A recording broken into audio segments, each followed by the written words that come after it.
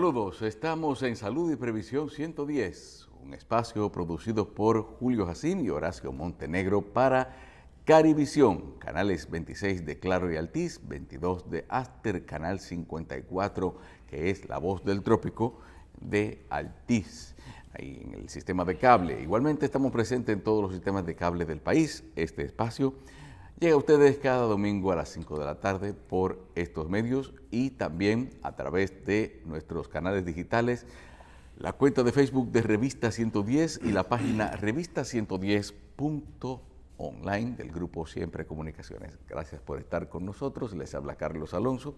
Estamos aquí acompañados del doctor Santos Ramírez Uribe, quien siempre nos acompaña en los análisis, las preguntas y la conducción del espacio junto a los invitados. Doctor Ramírez, ¿cómo está todo? Todo bien, hermano. Bien. Como siempre, un honor compartir con usted en esta tribuna de todos los domingos de este programa tan importante, yo entiendo, para la ciudadanía. Muchos tópicos en el día de hoy. Sí. Hemos observado algunas situaciones en algunos de los hospitales. Ya le iba yo a preguntar si es que los médicos hicieron una tregua, si se han tranquilizado o están en otra cosa, porque las protestas, sin que se vieran los resultados, dejaron de ser una información de primer orden de un momento para otro. Sí, recuerda, o quizás que otro tema le ha robado el protagonismo también. No, lo que sucede es que el colegio médico fue en esta lucha que hubo de 5 meses en la calle, pues parece que se dieron cuenta que la situación, esa estrategia parece que no estaba dando resultados. Y el gobierno también le tendió la mano al colegio médico y decidieron sentarse en un estamento que se llama el Comité de Honorarios Profesionales para poder conseguir entonces un consenso de las negociaciones sobre tarifas y honorarios, y en eso están. La sorpresa fue que en estos días entonces, en esa conversación donde el mismo gobierno, a través de la vicepresidenta, que es la que encabezó ese acercamiento, el colegio médico plantea de que lo tienen de mojiganga.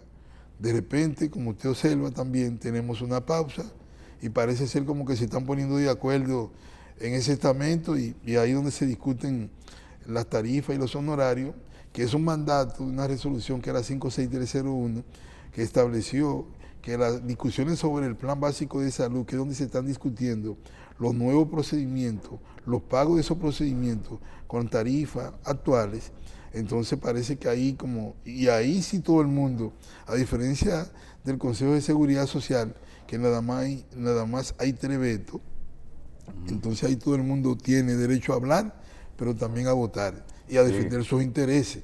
O sea que en ese mercado que hay ahí es un poquito más difícil el asunto y el gobierno simplemente ahí tiene una decisión. Todos ahí tienen derecho a opinar, pero también tienen derecho a votar. Pero en este asunto, en ese término de lo que es la intervención del Comité de Salarios, en esa negociación. Comité de Honorarios. El Comité de Honorarios Profesionales. Es como si fuera... ¿Quién integra ese comité? Bueno, ese Comité de Honorarios Profesionales está constituido por 7. Y en ese orden está la misma CISARRIL, está el Colegio Médico, está la ANDECLI, están las ARS, están también dentro de el SENASA. Hay un sinnúmero de 7 que lo constituyen, entre otros están esos que están ahí. Y lo que sucede es que, como observa, ahí se discuten las cosas que favorecen a la clínica o no, lo que las ARS tienen que entregar o no, lo que el colegio médico a través de los prestadores tiene que ganar o no. O sea, es una situación un poquito compleja. Ok, porque ellos, a mí lo que me da la impresión es como de que se está luchando por una conquista colectiva cuando, en cuanto a un asunto que tiene que ver con unos ingresos que a los médicos le llegan por contratos que hacen de manera individual con cada una de las ARS. Sí. O estoy equivocado, quizás no debo verlo así. No es así. Primero, los contratos, desde el origen del Seguro Familiar de Salud no se han discutido. Es una situación difícil porque renovar los contratos es actualizaciones también. Eso no se hace porque eso no le interesa a un sector. Porque se supone que la seguridad social, siempre los prestadores han exigido cada día mejoría. Sin embargo, del 2007 aquí no hay ninguna condición para mejorar eso.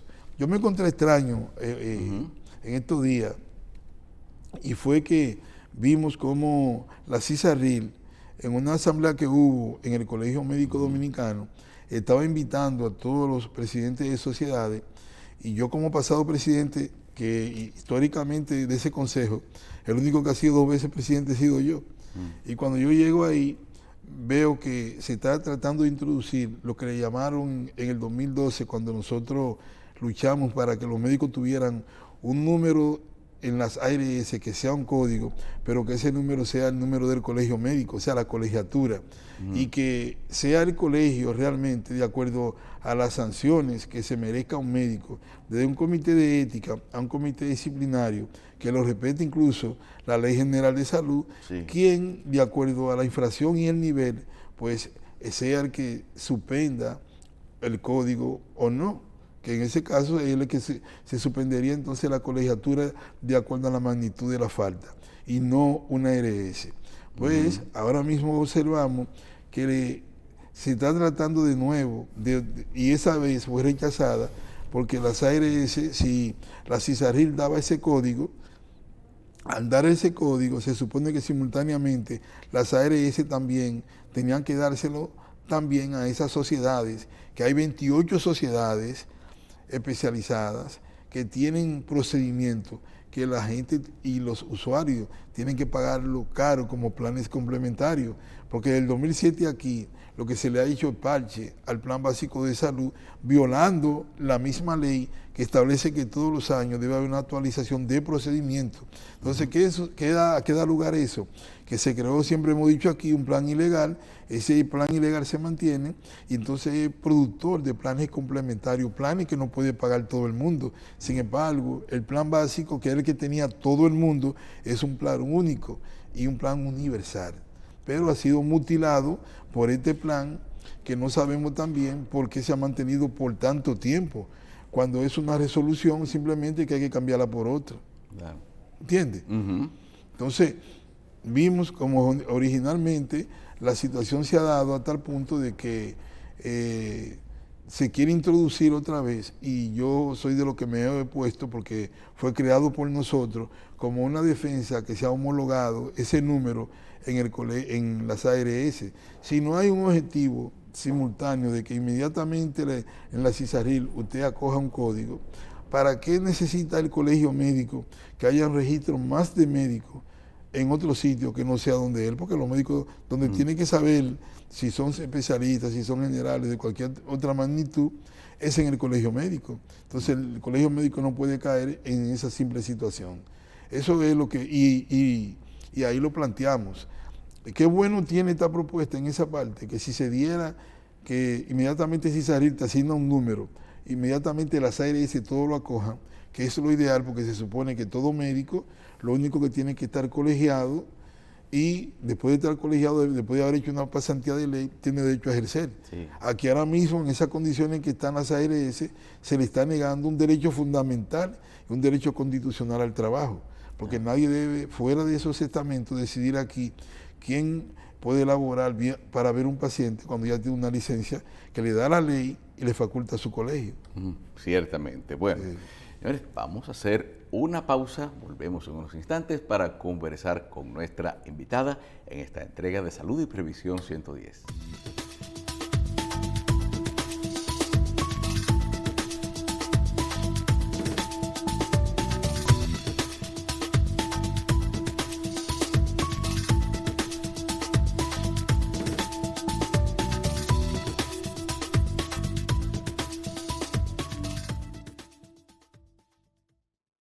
Tú sabes cuánto te cubre tu ARL todo el tiempo. Tu seguro laboral te cubre un 100%. Si un accidente en tu trabajo te viene a dañar el momento, tu seguro laboral te cubre un 100%. Si te chocan de camino a tu trabajo, oye esto. Tu seguro laboral te cubre un 100%. Si te enfermas en tu trabajo, apréndete este mandamiento. Tu seguro laboral te cubre un 100%. Señores, no es relajando, ustedes Ustedes escucharon bien, en el trayecto a tu trabajo te cubrimos también. ¿Y quién paga ese seguro? Eso lo tiene toda la gente y lo paga tu empleador, o mejor dicho, tu jefe. Y yo sin pagar ni un peso, ¿cómo es que eso se mueve? Asegúrate que tu empresa esté afiliada a RL. Tu salud 100%. Así cualquier es fotogénico, tu RL te cubre todos tus gastos médicos. Que esa RL ya te lo dijimos claro, es el seguro que te cubre por lo que pasa en tu trabajo. 100% real, 100 te cubre tu RL. ¿Tú sabías? Pues ve y dile a la gente que tú quieres. 100% real, 100 te cubre tu RL. ¿Tú sabías? Pues ve y dile a la gente que tú quieres.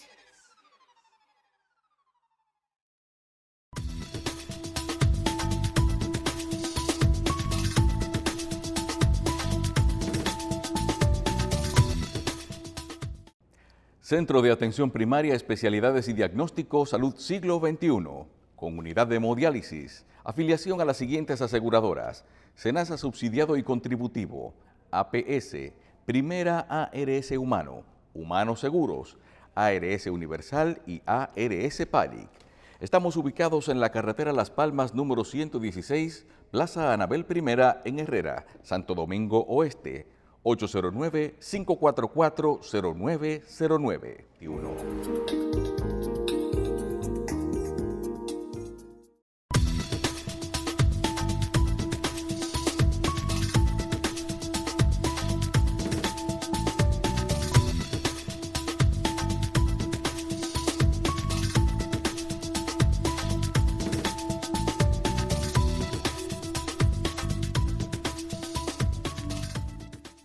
Nos complace tener aquí en Salud y Previsión 110, en el día de hoy, a Silveria Alcántara Mansueta. Ella es especialista en pediatría y perinatología, con acción de atención médica directa en el Servicio de Emergencias Pediátricas del Hospital Materno Infantil San Lorenzo de los Minas.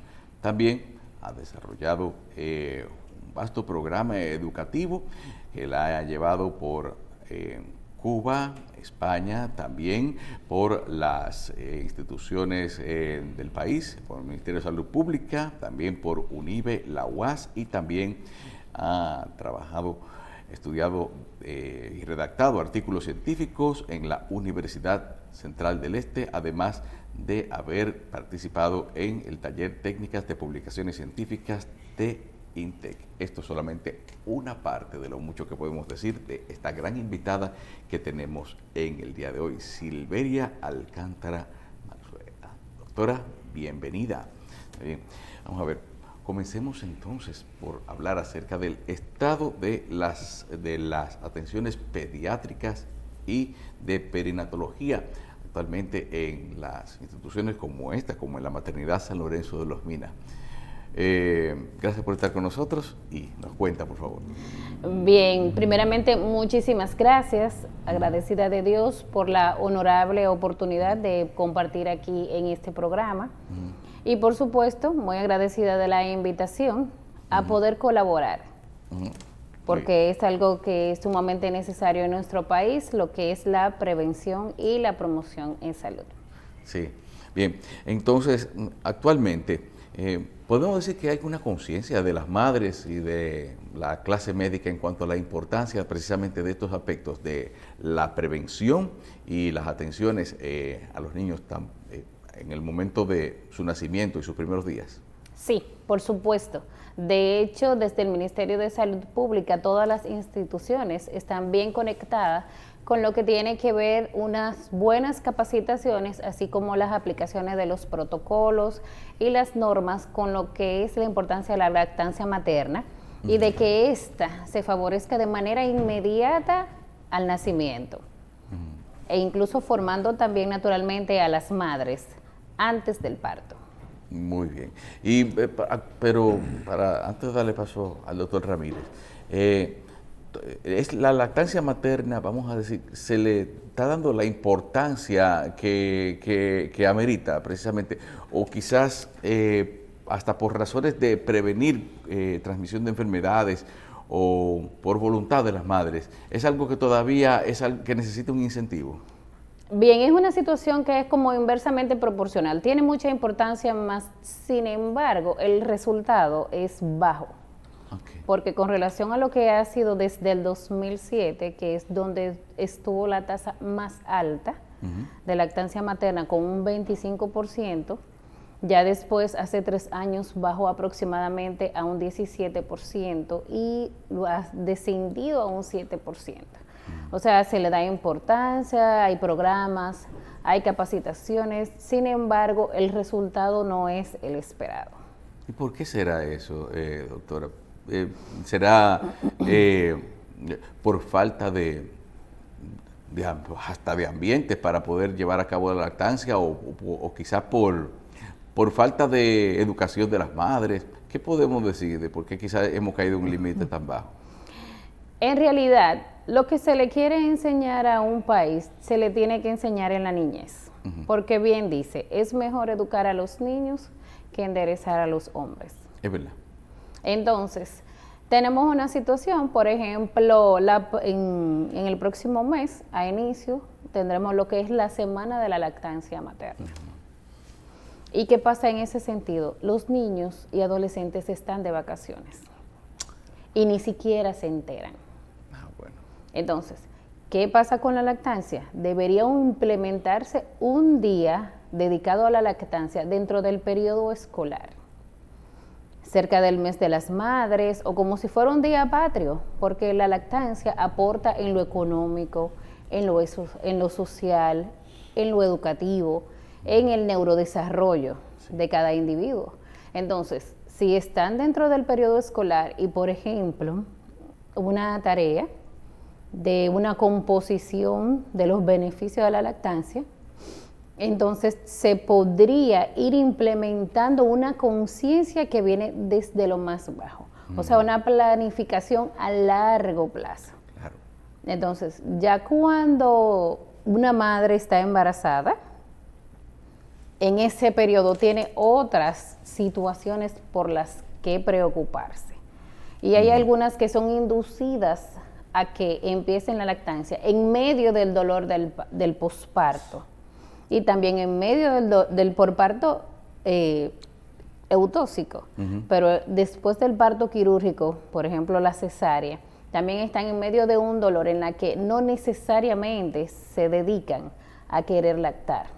Entonces, debe haber primero una reprogramación mental desde edades tempranas para poder lograrlo.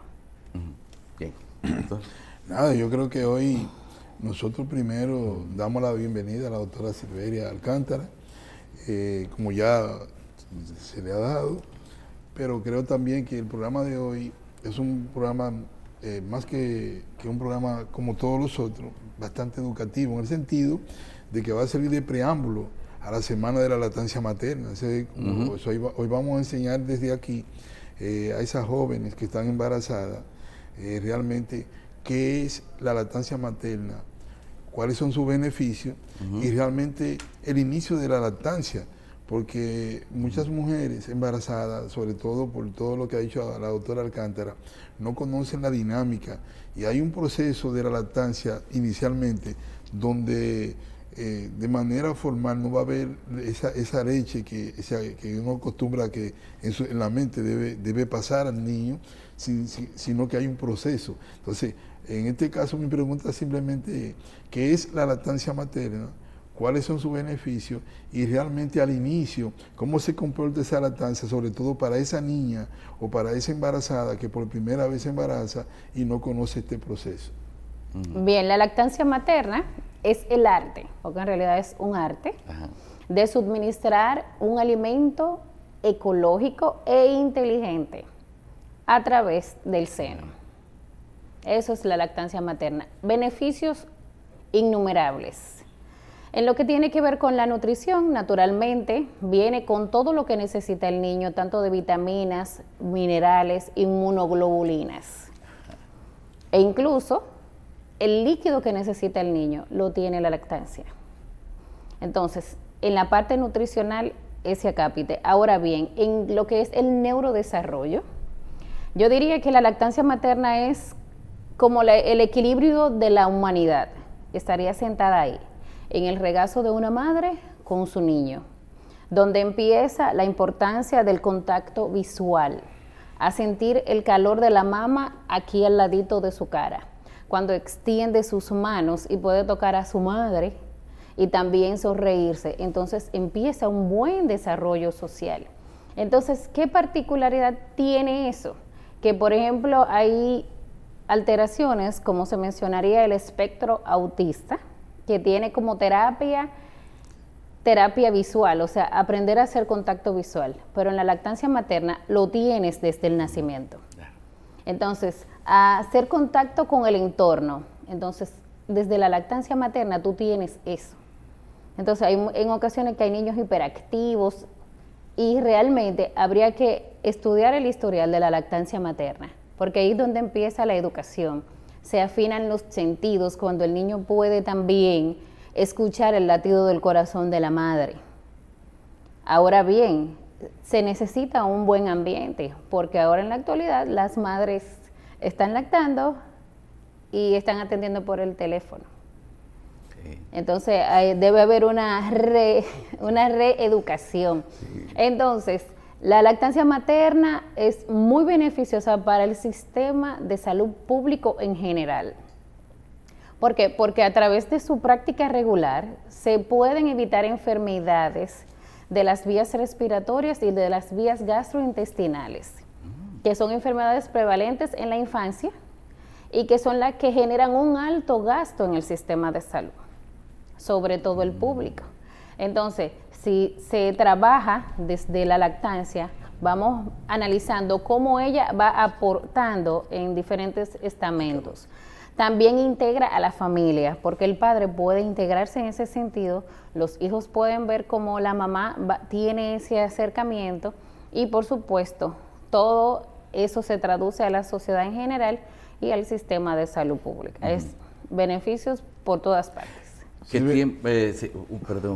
tiempo se recomienda que debe durar el periodo de lactancia para un niño? Bien, como una fase como para acomodar, le dan 6 meses. Pero no es que tiene que limitarse a eso, puede durar mucho más. Si una madre considera que puede ahondarla, hasta los 3 años puede hacerlo. Y la lactancia siempre va a tener un alto nivel de calidad, independientemente de la edad. Por supuesto, como alimento inteligente, él se va acoplando a las necesidades del niño, según la edad. Muy bien. Nada, vamos a seguir con la lactancia. Y hay una situación siempre que se da, y dije en la primera embarazada, o sea, la que se embarazan por primera vez, y hay una parte de esa leche materna que tiene un nombre característico y que muchas confunden con que no, yo no doy leche, hasta ahora la producción es mínima, y es porque sale una cantidad muy mínima que tiene un nombre al inicio. Se vería más o menos cómo se llamaría esa producción de leche que es mínima, reducida, y que muchas mujeres ya después de desembarazar se confunden con que no dan leche. Bien, le dicen calostro, el término es calostro, más sin embargo en el aspecto romántico yo le diría las gotas de oro, las gotas de oro, que también podrían llamarse la primera vacuna. Es la leche que está bien concentrada, que ni siquiera es producida por la prolactina, sino por el lactógeno placentario, y que viene produciéndose durante todo el embarazo para esa primera entrega. Entonces, el calostro viene en poca cantidad, pero el oro no abunda mucho, ¿verdad? Ajá, entonces son gotas de oro que se necesitan para esa primera llegada. Y a veces producen que el mismo niño asucional, pues en los pezones, como generalmente se le está haciendo también organizadito para poder siempre lactar, le duele mucho y lacera a veces el pezón de la madre, ¿no? Sí, pero lo que tiene que ver el que se lastime el pezón está más asociado a la técnica a la hora de amamantar. O sea, porque cuando se coloca en una posición adecuada, el niño, aquí en el codo de la madre, y se hace el cunero, y hacer una buena combinación de lo que es el ángulo oreja, hombro, cadera, tengo el niño, ¿verdad? Entonces, con el abdomen hacia el abdomen de la madre, ahí el encaje es perfecto. Sin embargo, cuando la técnica varía, el niño sigue sujetado del pezón y, por supuesto, lo desgarra. Y hay en ocasiones en que el niño succiona sangre porque está lastimando el pezón. Ok, pero ¿qué papel juega la nutrición de la madre en el momento de la preparación para amamantarse? La nutrición previo al embarazo y durante el embarazo también. ¿Tiene que ver eso también con la calidad de la leche materna y su influencia en el bebé? Por supuesto. La calidad de la alimentación debe empezar incluso antes de embarazarse. Porque hay productos, por ejemplo, como el ácido fólico, que debe ser ingerido al menos 6 meses antes de quedar embarazada. Qué bien. O sea, toda la población debe tener una alimentación lo más balanceada posible para poder tener niños sanos. O sea, si se va a embarazar y aún no lo esté pensando, una buena alimentación. Porque de ahí va a depender naturalmente la calidad de la leche materna, la calidad de la vida del niño. Entonces, ya después del parto, muchas mujeres dejan de lado el uso de las vitaminas y los complementos que le indican el médico. Entonces, también debe haber un soporte nutricional y eso debería también articularse desde la consulta prenatal, la consulta de nutrición, para dar un seguimiento y buen monitoreo de las madres aún después del parto. Qué bien. En los últimos tiempos, en las maternidades, nosotros hemos visto que se ha creado un programa, sobre todo para embarazada primigesta, para orientación y todo esto. Contamos nosotros en la maternidad de Los Minas también con ese programa para ir educando a esa embarazada desde el punto de vista de su comportamiento durante el embarazo, con la nutrición, con la higiene, con la medicación, y realmente si eso ha tenido un resultado positivo en la producción de que más mujeres lacten en este momento, Silveria. Sí, por supuesto, la maternidad lo tiene y tiene el programa de psicoprofilaxis del parto, en lo que se dan los debidos entrenamientos al respecto. Ahora bien, la población que asiste a lo que sería el programa, por supuesto que tiene buenos resultados. El asunto es la captación de la población a que vaya al programa. Porque en realidad hay madres que van a los hospitales solo a dar a luz. Sí. Hay madres que van solamente a un chequeo previo a dar a luz. Bien, entonces eso dificulta lo que es una buena capacitación en el posparto. Hay algo que, la facilidad para que esto, por ejemplo, la licencia postnatal creo que son 3 meses nada más, pero ya una lactancia efectiva debería prolongarse por 6 como mínimo. Creo que se está aumentando ahora, creo. Bueno. Hay una idea de incluso darle esa licencia al esposo. Sí, pero el esposo lo que va a resolver otra cosa.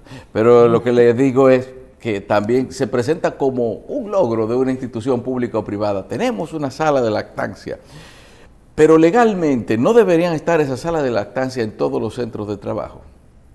Sí, por supuesto, deben estar. Ahora bien, la lactancia, lo que tiene que ver con la licencia de la lactancia materna, durante 3 meses, pero hay que también educar a la madre para crear lo que se llaman bancos de leche domiciliario.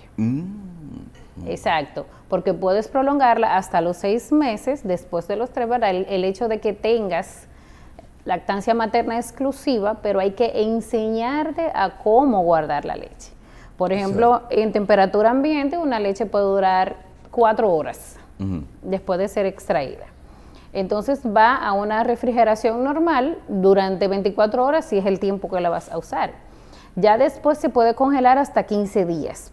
Pero hay que enseñarle a hacer las rotaciones de la leche. O sea, eso es otro entrenamiento. De ahí la importancia de una reprogramación a edades tempranas. Porque ya cuando viene toda esa avalancha de nuevo conocimiento asociado que tienes que aprender a los nuevos cambios que te va dando el cuerpo, a que duermes menos después del parto, porque ahí empiezas una nueva carrera, ahí tienes que olvidarte de que no vas a dormir 8 horas corridas. Entonces, toda esa avalancha de conocimiento es mejor que venga de manera paulatina previo a que se embarace. Bien, vamos a hacer una pausa, volvemos en unos instantes con la doctora Silveria Alcántara Mansueta.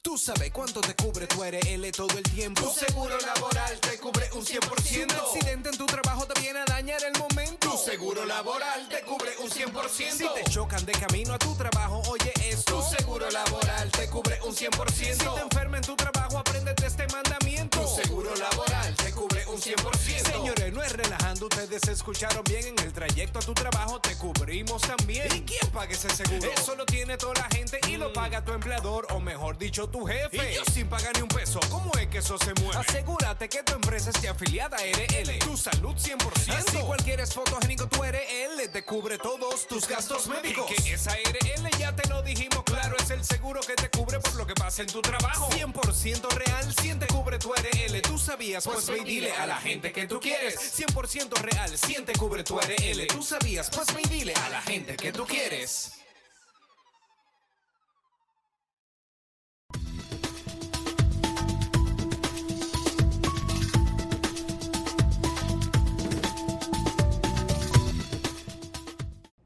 Centro de Atención Primaria, Especialidades y Diagnóstico, Salud Siglo XXI, con unidad de hemodiálisis, afiliación a las siguientes aseguradoras: SENASA subsidiado y contributivo, APS, Primera ARS Humano, Humanos Seguros, ARS Universal y ARS Palic.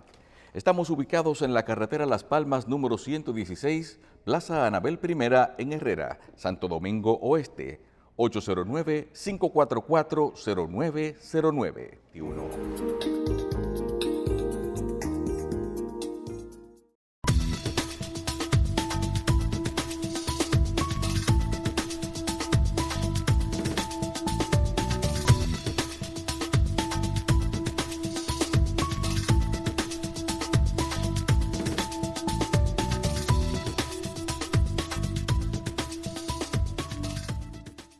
En Salud y Previsión 110 continuamos conversando con la doctora Silveria Alcántara Mansueta, pediatra, perinatóloga. Doctor Ramírez, la siguiente pregunta. Sí, hay una pregunta muy importante.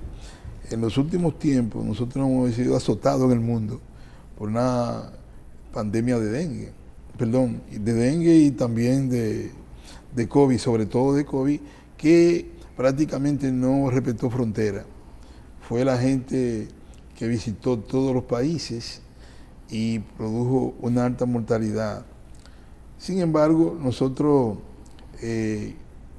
seguimos, las mujeres siguieron embarazándose, siguieron teniendo su producto.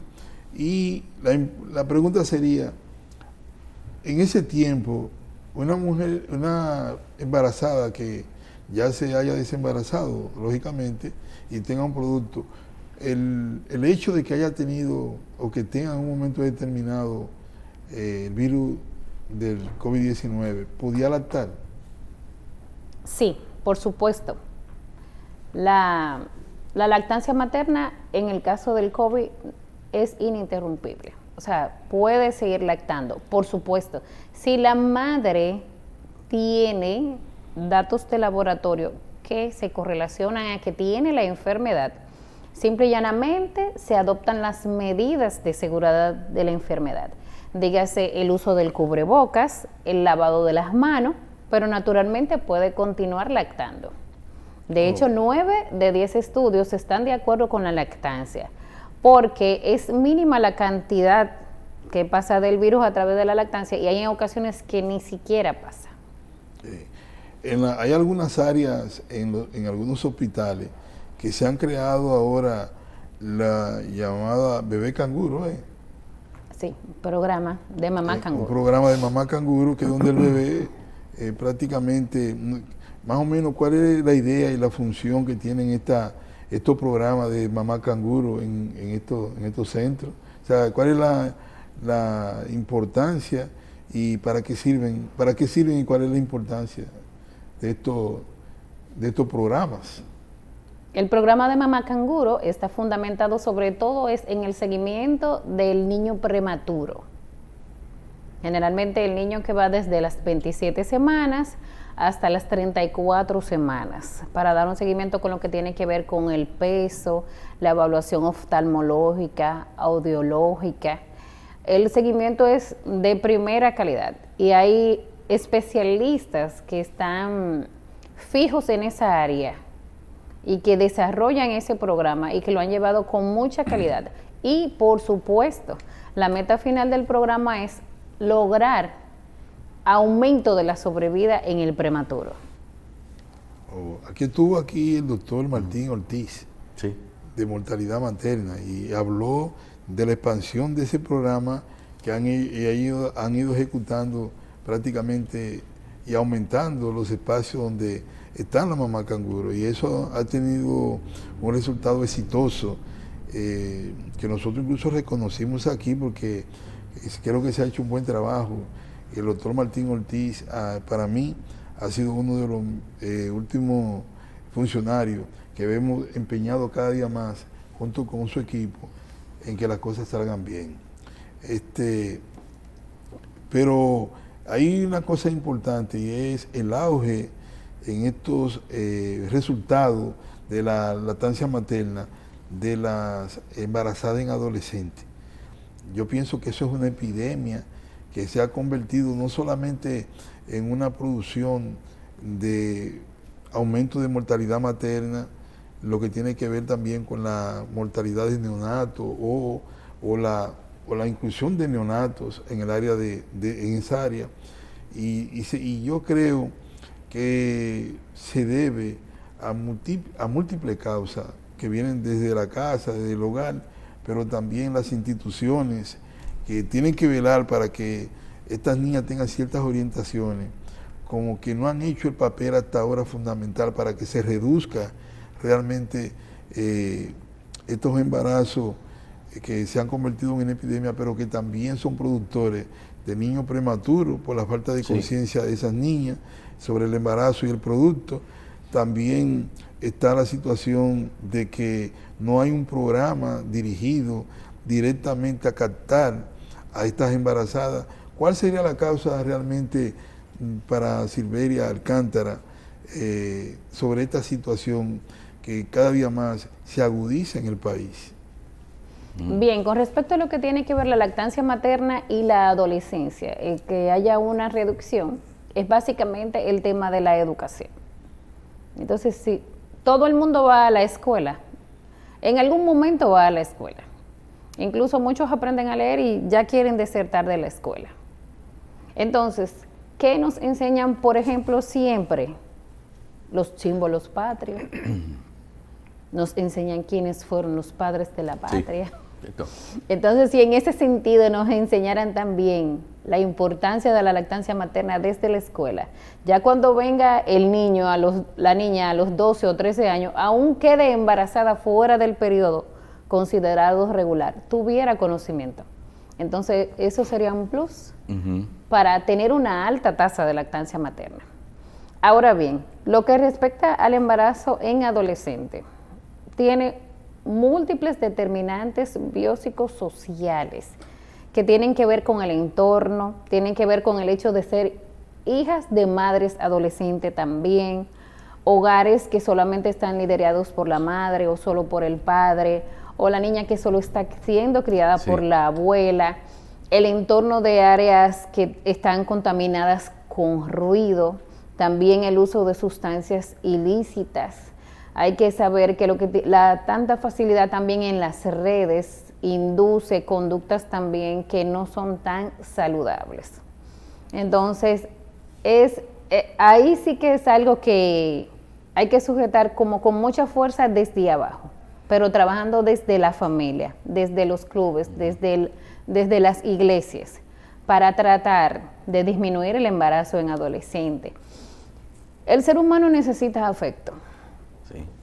Y a veces en las relaciones sexuales y parte de la exploración, los adolescentes ¿qué van buscando?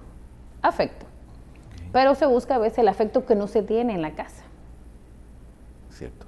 Entonces, es también muy importante practicar lo que es la cercanía familiar, la comunicación, el escucharse, que eso sea, que se fomente para que haya una personalidad con un carácter fortalecido y que sepas que dentro del núcleo familiar tienes lo que necesitas y que eso no solo te lo va a dar el sexo fuera, porque además de eso, el asunto de la educación sexual debería estar abierta a saber cómo prevenir también el embarazo.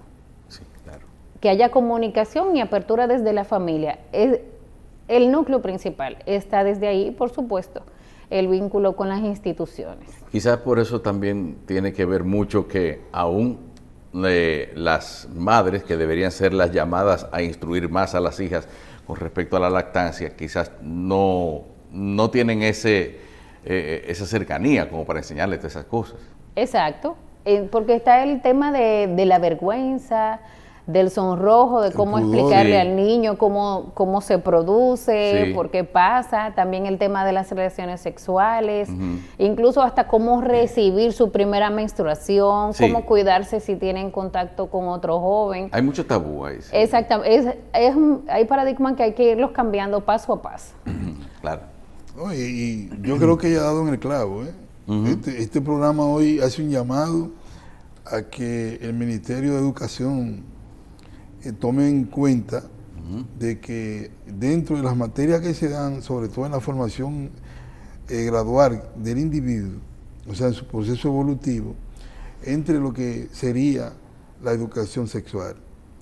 Cosa muy importante en estos últimos tiempos, donde, como bien dice la doctora Alcántara, han sido bombardeados los niños a través de las redes sociales, incluso con conocimientos errados, que nadie le aclara por la misma situación de que están los padres en corre-corre con un trabajo, o la madre con el oficio de si hay que estar en la casa encima de ella, y ahora las redes se han convertido en las educadoras. Entonces nosotros a ese fenómeno en este país tenemos que buscarle una respuesta. A ese fenómeno de una situación donde un padre no puede estar 24/7 en una casa, tenemos que buscarle una respuesta en la escuela. Y introduciendo, por lo menos cuando nosotros damos moral y cívica en la escuela, en la parte primaria, y que nos dieron en nuestra formación secundaria, hay que plantear también una educación a ese nivel. Porque a los niños hay que enseñarles lo que a veces los padres, por el grado de educación, no tienen. Porque estamos hablando que queremos hablar que una persona que tampoco fue educado en su tiempo y en su etapa. Entonces alguien en el sistema tiene que romper ese hielo y comenzar de una u otra forma a introducir programas de educación, o el programa de educación de la formación del estudiante, cosas como esta, para nosotros tener mejores en el mañana mujeres y hombres, que sean capaces de discernir entre una situación de conflicto y una situación de ventaja. Cuando eso se dé, las cosas serán diferentes, y ese es el principal objetivo hoy de tener aquí a la doctora Alcántara, que creo que ha sido bastante clara en el proceso de lo que debe ser el abordaje a este tipo de niñas y niños. Ya al final, yo creo que dentro de las cosas que tenemos que plantear es que cuál es realmente el beneficio final de la lactancia materna si ocurriese que el país de manera al unísono tuviera política dirigida. ¿Cuál sería el beneficio final para no solamente esa embarazada que ya se desembarazó, porque se sabe que se siguen produciendo defensas durante la lactancia materna al niño sobre las infecciones, como ella le ha aclarado, e incluso se habla en la parte psicosocial, que se han hecho estudios donde al delincuente común, al criminal, es más común ese proceso en una persona que sea un criminal, que los que no lactan. O sea, esos no lactan, y los que lactan, se han hecho estudios de que generalmente hasta en eso les favorece. Que muchos criminales, cuando se han hecho estudios profundos, se han observado que no tuvieron ese afecto, claro, esa integración de ese latido madre e hijo. ¿Qué usted dice de eso para usted? ¿Qué significa esto, claro, doctor Alcántara? Realmente la lactancia materna es sumamente beneficiosa para la salud pública, por supuesto, da un aporte económico muy favorable, primeramente una reducción de las enfermedades prevalentes de la infancia, dígase la enfermedad diarreica aguda, así como la neumonía, bronquiolitis, sí, que están documentadas que en los niños que son lactados es mucho menor. Quiero agregar que, ya que usted mencionó lo de la educación y lo de la instrucción en el área de educación sexual, se dice que lo que a uno resiste, persiste. Eso dice Carl Jung Gustav. A lo que tú resistes, persiste. Entonces hay una resistencia a instruir sobre la educación sexual, y sin embargo estamos teniendo los resultados de las relaciones sexuales. Se menciona el embarazo en adolescentes, pero también está el tema de las enfermedades de transmisión sexual en ese acápite. Entonces, todo eso engloba y nos afecta también con lo que es la lactancia materna, que tiene beneficios sociales, psicológicos y económicos. Sociales porque el niño que es lactado viene más sano, naturalmente va a tener un nivel de afecto más elevado, un nivel de estima mucho más elevado. Entonces vas a tener un ciudadano que puede dar más, porque realmente damos lo que somos. Bien, muchísimas gracias entonces a la doctora Silveria Alcántara Manzueta, pediatra y perinatóloga, por estar acá con nosotros, y le deseamos bien. ¿Y dónde la encontramos? Bueno, aquí tenemos, ¿dónde la encontramos precisamente? Porque usted está en si varios lugares. Además de la maternidad San Lorenzo de los Minas también. Bien, estoy en el Hospital Militar Dr. Ramón de Lara, pero ahí solo estoy en el área de la edición de la revista A las Médicas, que es nuestro órgano de difusión científica. Y en el Hospital de la Maternidad de los Minas. En realidad no hago medicina privada. Está bien. Entonces, bueno, muchas gracias. Muchas gracias por estar con nosotros, y también las gracias al doctor Santos Ramírez Uribe por acompañarnos en la entrevista, y a ustedes por la fidelidad de su audiencia cada domingo en Salud y Previsión 110.